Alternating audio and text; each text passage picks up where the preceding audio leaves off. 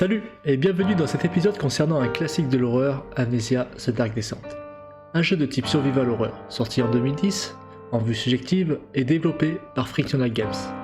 Si aucune référence directe n'est faite à l'œuvre de Lovecraft dans Amnesia The Dark Descent, le jeu est pourtant clairement inspiré par ces nouvelles, que ce soit par son aspect visuel, son ambiance et sa narration. C'est un jeu à l'atmosphère horrifique et parfaitement retranscrite. Nous allons discuter plus en profondeur de l'intrigue et sur certains points clés de l'histoire. Car effectivement, certains passages de l'histoire font référence à des moments se déroulant avant la descente aux enfers de notre protagoniste. Si vous comptez découvrir ce jeu par vous-même, sachez que dans cette vidéo, nous allons retracer les événements et l'histoire de Daniel. Donc attention, spoil.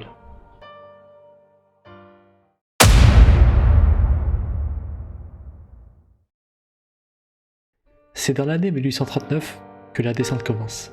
Notre investigateur, un homme qui se nomme Daniel, se réveille dans les couloirs du château de Brandenburg, avec une ombre qui a l'air de le traquer. Ce château est situé au fond des bois, à l'est de la Prusse, et très probablement dans le nord-est de la Pologne. Daniel n'a aucune idée du comment ou du pourquoi il est là, et est dépourvu de tout souvenir concernant son passé. Il est amnésique, tout ce dont il se souvient est son nom, et sa résidence où il vit, à Mayfair, à Londres. Daniel sait que quelqu'un ou quelque chose l'a chassé, et le chasse encore.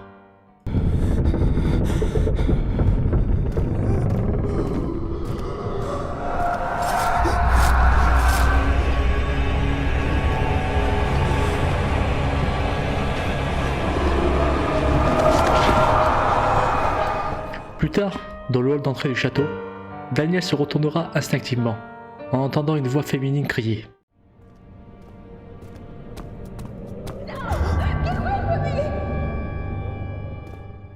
Mais note à plus tard. Après quelques minutes, et après avoir repris son sang-froid, Daniel trouve une note qui s'est faite à lui-même.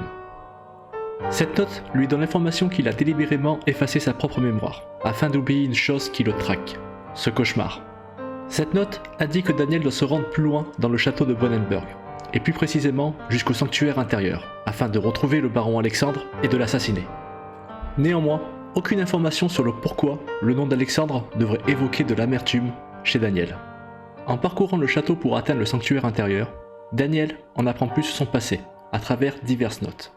La raison pour laquelle il se trouve dans ce château et dans cette situation devient plus claire. C'est à cause d'une orbe mystérieuse, qu'il a récupérée d'une tombe en Algérie, et qu'il a lui-même réveillé le cauchemar qui se trouvait être le gardien de l'orbe. I reached out, closing it in my hands. The faint glow escaped my fingers and began to spark brightly and spirit me away, unlocking alien memories of spiraling towers, endless deserts, and impossible geometry. À travers une autre note, Daniel apprend qu'il était poursuivi par le cauchemar et qu'il a été contacté par Alexandre. Ce dernier lui a dit qu'il avait les compétences nécessaires pour repousser ou bannir le cauchemar grâce à une forme d'énergie appelée Vitae, et avec l'orbe que Daniel a découverte. Et grâce à cela, il serait capable de le protéger. Mais il y a un problème. Cette étrange énergie, la Vitae, elle ne peut être récoltée que par la douleur et la torture des êtres vivants. Plus exactement, la peur.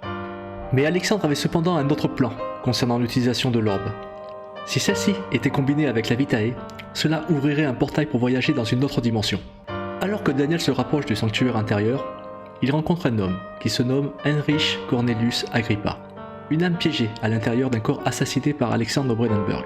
Agrippa révèle qu'Alexandre venait à l'origine d'une autre dimension, qu'il essaie d'atteindre, d'y retourner. Et pour cela, il avait besoin de l'orbe et de la Vitae. Il précise, pour que Daniel ait accès au sanctuaire intérieur, qu'il a besoin de trouver les 6 morceaux de l'orbe cassé d'Agrippa, et de les assembler.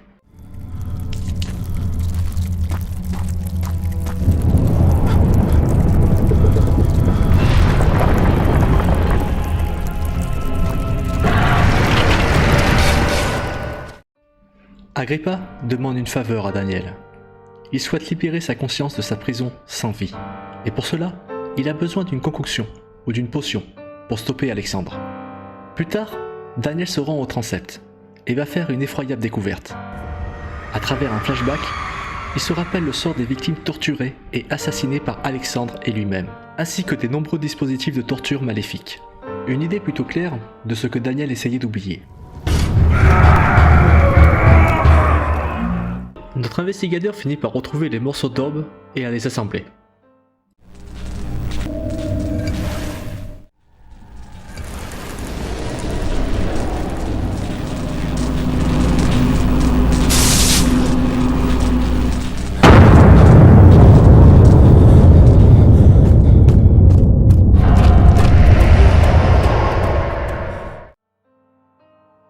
Et à son retour au cœur, il se fait attaquer et placer à l'intérieur d'une cellule de prison, par un groupe de rassembleurs, des serviteurs.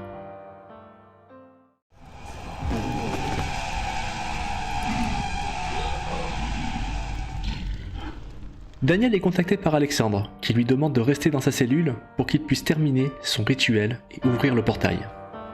À partir de là, 4 fins possibles. Je vais commencer par 3 d'entre elles et terminer par la 4e, qui est considérée comme la bonne fin.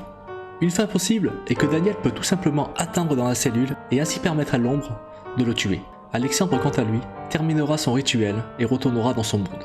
Une autre fin possible, qui est considérée comme mauvaise, après que Daniel s'est échappé de sa cellule pour entrer dans le sanctuaire intérieur et se retrouver face à face avec Alexandre flottant dans l'air, et qui est entouré de 3 piliers d'où émane une énergie surnaturelle se dirigeant vers le portail. À ce moment-là, Daniel peut soit décider de ne rien faire en permettant à Alexandre de s'échapper par le portail. Le cauchemar consommera alors tout le sanctuaire par colère et Daniel sera tué. Il entendra alors la voix d'Alexandre dans le vide, qui le remerciera. Pour la 3e fin, celle de la vengeance, Daniel s'approchera d'Alexandre dans le sanctuaire intérieur et renverse les 3 piliers qui dégagent une énergie surnaturelle. Daniel sera épargné par le cauchemar pour ses actions et Alexandre tué avant que le rituel ne puisse être accompli. Daniel quitte alors le château de Brandenburg, qui sera mis en ruine par le cauchemar. Et pour la 4e fin, qui est considérée comme la bonne fin, au moment où Agrippa a demandé à Daniel une faveur, de faire une potion afin de libérer sa conscience du corps et de stopper le rituel d'Alexandre. Après que Daniel ait fait la potion, il administre et utilise une Siaos pour couper la tête du corps où est emprisonné Agrippa.